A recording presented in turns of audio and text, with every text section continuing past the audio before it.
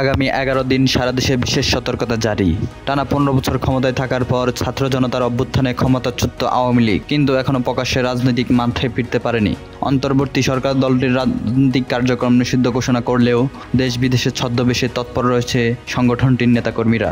তারা গোপনে একত্র হয়ে সহিংসতা বা হামলার পরিকল্পনা করতে পারে এমন আশঙ্কায় আইন শৃঙ্খলা রক্ষাকারী বাহিনী সারা দেশে বিশেষ সতর্কতা জারি করেছে। দলটির নেতা ও কর্মীরা এ সময় সরকারি ও বেসরকারি স্থাপনায় হামলা, বিশৃঙ্খলা কিংবা ভাঙচুর চালাতে পারে বলেও ধারণা করছে।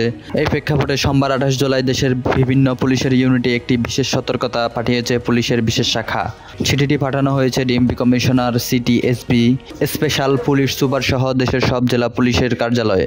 চিঠিতে উল্লেখ করা হয়েছে, ঐতিহাসিক জুলাই অভ্যুত্থানের বর্ষপূর্তি ঘিরে সরকার বিরোধী রাজনৈতিক দল ও ফ্যাসিবাদ বিরোধী সামাজিক সংগঠনগুলো 1 জুলাই থেকে বিভিন্ন কর্মসূচি পালন করছে।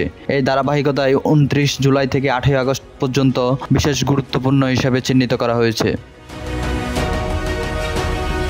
চিঠিতে বলা হয়েছে, এই সময় বিতর্কিত ফ্যাসিবাদী শক্তিগুলো দেশব্যাপী অনলাইন ও অফলাইনে উস্কানিমূলক প্রচারণা চালিয়ে নৈরাজ্য সৃষ্টি করতে পারে।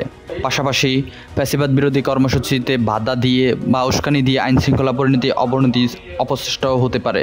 এমন পরিস্থিতিতে দেশের সকল ইউনিটে নিজ নিজ এলাকায় রাজনৈতিক পরিস্থিতি পর্যবেক্ষণ, সন্দেহভাজন ব্যক্তি ও যানবাহনের উপর নজরদারি, সরকারি বেসরকারি স্থাপনায় নিরাপত্তা জোরদার এবং সাইবার গোয়েন্দা কার্যক্রম তীব্র করার নির্দেশ দেওয়া হয়েছে।